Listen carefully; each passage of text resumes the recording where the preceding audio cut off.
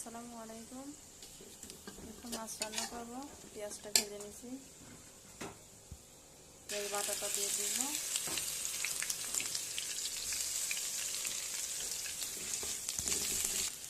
পেঁয়াজ বাটা দিয়ে দিছি, এক এক মশলাগুলো সব দিয়ে দেবো। ঝালটা একটু আমি বেশি দিব, কারণ পাঙাশ মাছ।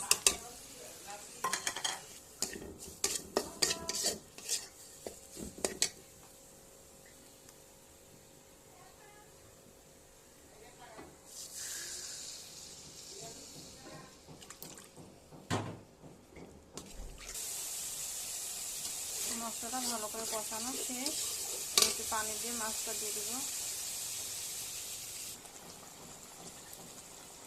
এক একটা মাছগুলো সব দিয়ে দেবো এর মধ্যে, ভেজে রাখা মাছগুলো।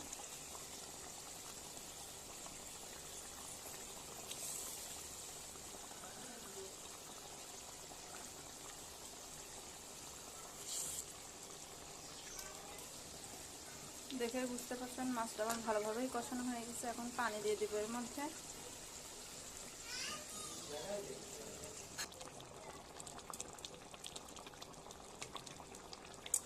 এর ভিতরে এখন জিরা ভাজা দিয়ে দিব।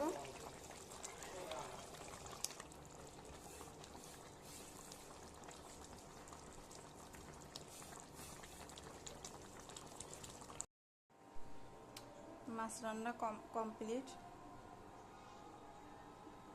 দেখেই বুঝতে পারছেন খেতে অনেক মজা হয়েছে। আপনাদের ভালো লাগলে লাইক, কমেন্ট, শেয়ার, সাবস্ক্রাইব করবেন। চ্যানেলটির সঙ্গেই থাকবেন। আল্লাহ হাফেজ।